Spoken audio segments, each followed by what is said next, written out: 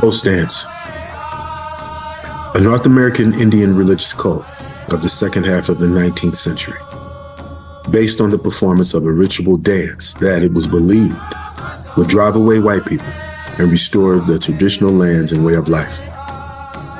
Advocated by the Sioux chief Sitting Bull, the cult was central to the uprising that was crushed at the Battle of Wounded Knee.